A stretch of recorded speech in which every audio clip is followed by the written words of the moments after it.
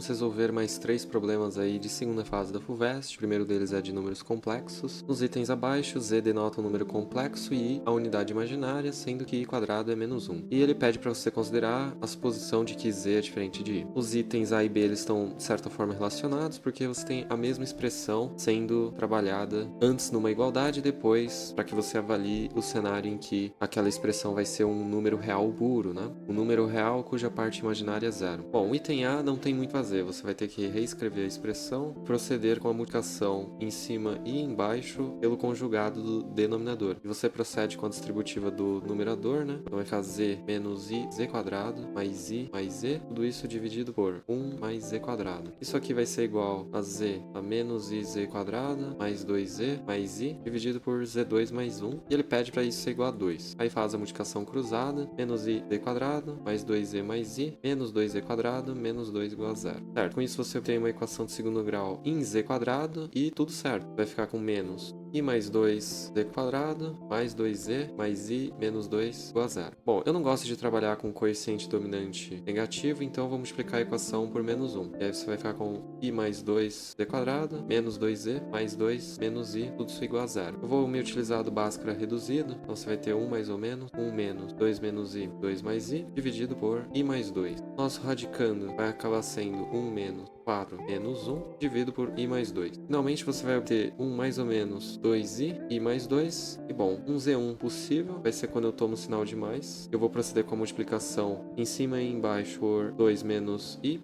E nós terminamos E1 fazendo a distributiva do numerador. Daí você vai ter 2 menos I, mais 4I, mais 2, e divido por 4, mais 1. Então você vai ficar com 3I, mais 4, sobre 5. E o Z2 vai ser obtido quando a gente escolhe o sinal de menos, procedo com a multiplicação pelo conjugado e faço a distributiva. 2 menos I, menos 4I, menos 2. E embaixo eu vou com 4 mais 1 novamente. E dessa vez eu vou ficar com menos 5I, sobre 5, ou seja, menos I. E esses seriam os dois valores, de modo que aquela igualdade vai ser verificada e você pode testá-los para ver se retorna de fato uma sentença verdadeira. Bom, o item B, você vai simplesmente copiar novamente essa expressão e ele pede para que esse número, na verdade, seja um real. Eu vou dizer que ele é igual a um A e o A pertence ao conjunto dos reais. Bom, dessa forma, eu vou fazer a multiplicação cruzada e aí você vai ter Z mais I, A mais A, I vezes Z. Aí eu consigo isolar o meu Z, né? Ele vai ficar A menos I sobre 1 menos AI e eu procedo com a multiplicação pelo conjugado. Certo, então você vai ter A mais A quadrado I menos I mais A. Divido isso por 1 mais A quadrado. Bom, aqui eu consigo fazer A quadrado I mais 2A menos I. Dividido por A2 mais 1. Pode fazer um truque, colocar o I em evidência lá no numerador e obter a seguinte correspondência. E o interessante disso é que se você ajeitar um pouquinho mais, vai ficar bem claro o que está acontecendo. Perceba que aquele menos 1 ele pode ser transformado para mais I quadrado.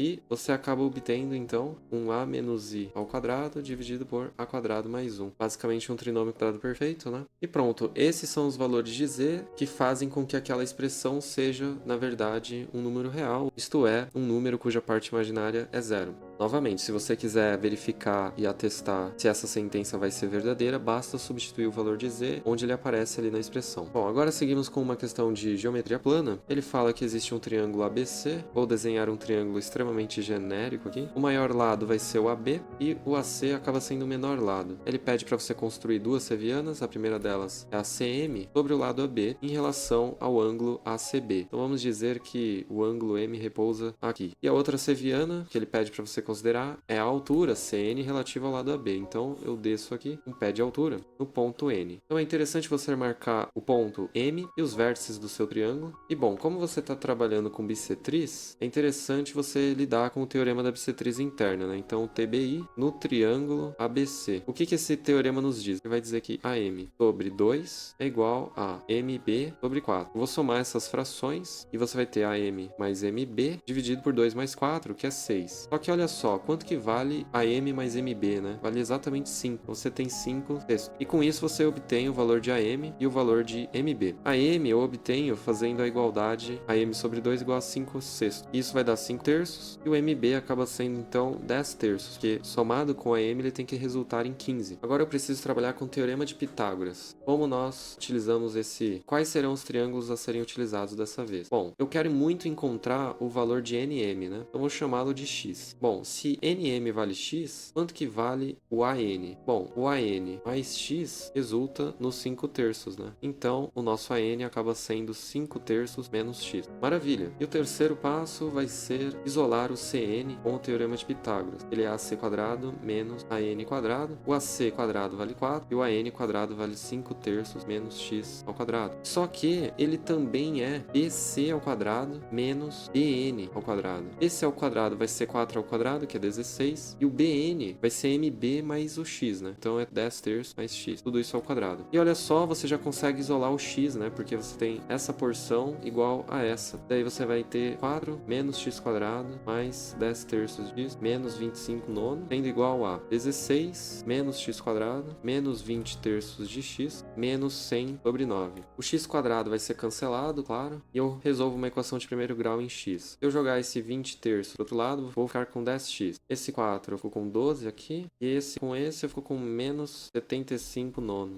Bom, 9 vezes 12 vai dar 108, menos 75, tudo isso sobre 9. Isso vai dar 33 sobre 9, ou seja, 11 sobre 3. Portanto, o valor de x, na verdade, é 11 sobre 30 unidades de medida, e, portanto, determinamos o comprimento mn, que é justamente o valor de x. E o último problema a ser trabalhado vai ser uma questão de números complexos. Ele fala para você considerar a equação, onde alfa é um número real e z, asterisco, indica o conjugado do complexo. E ele pede para você determinar os valores de alfa para os quais a equação tem 4 raízes distintas. Bom, para isso é muito interessante você trabalhar com a forma completa aqui do z, né? Vou dizer que ele é um x mais y, e portanto você está interessado em encontrar 4 pares x, y. Se z é x mais y, posso me utilizar da equação que foi nos fornecida e só substituir mesmo, onde aparece z por x mais y, e agora vem o conjugado, né? Você vai trocar o sinal da parte imaginária, vai ficar x menos y. Eu vou proceder com o desenvolvimento aqui, então você vai ter x quadrado menos y quadrado mais 2xy igual a alfa x mais alfa y mais. Vou fazer a distributiva do alfa por esse complexo, então alfa x menos alfa y menos x mais alfa i, certo? Você percebe que esse termo é cancelado, daí você vai ter 2 alfa x menos x mais y i. E a nossa ideia aqui é fazer um sistema igualando as partes reais de cada lado da equação e também igualar as partes imaginárias de cada lado da equação. Então você vai ter x quadrado menos y quadrado igual a 2 alfa x menos x. Essa parte real tem que ser igual a essa parte real. E 2xy tem que ser igual ao y. Parte imaginária de um lado tem que ser igual à parte imaginária do outro lado, certo? Então você tem claramente ali pela segunda equação duas possibilidades, né? Para que ela seja zero. Ou o y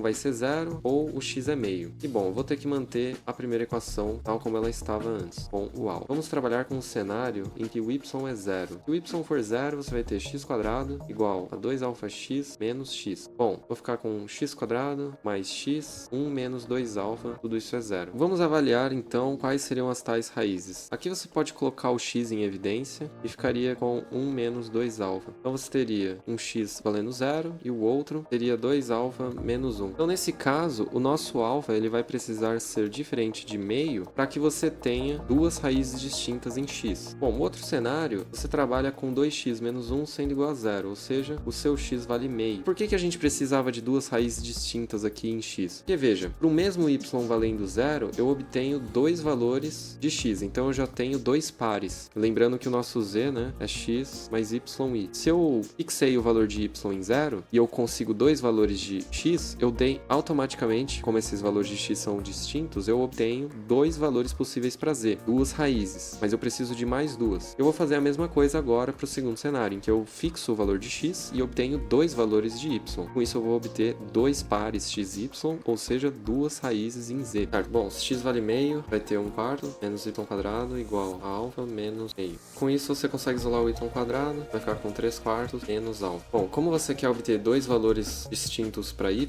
e y quadrado é um número maior ou igual a zero, você vai ter que fazer maior que zero simplesmente. E se você colocar igual a zero, você vai ter uma equação de segundo grau sendo igual a zero e você obteria dois valores iguais para y, né? Ambos sendo iguais a zero. Então, o seu alfa no fim do dia vai ter que ser menor que 3/4 para que você obtenha duas raízes distintas em y. Certo? E aí você junta essas duas condições que você acabou de encontrar, falando que alfa tem que ser menor que 3/4 e o alfa tem que ser diferente de meio. Ou seja, alfa deve deve pertencer ao seguinte intervalo: menos infinito até 3/4, com exceção do meio, né? Já que meio está contido nesse intervalo. E essa seria então a resposta para o item A para definir os valores de alfa que fazem com que aquela equação tenha 4 raízes em z. Nós resolvemos o sistema de x e y com alfa sendo um parâmetro qualquer, que agora você quer que o alfa seja 0. Bom, a gente não precisa refazer toda essa análise. Se o alfa for 0, para o caso em que o y é 0, você tem duas possibilidades: o x ser 0 ou o x ser 2 vezes 0 menos 1, olhando para essa equação aqui. Ou seja, o seu x nesse caso vai ser menos 1. Bom, e se o x for meio,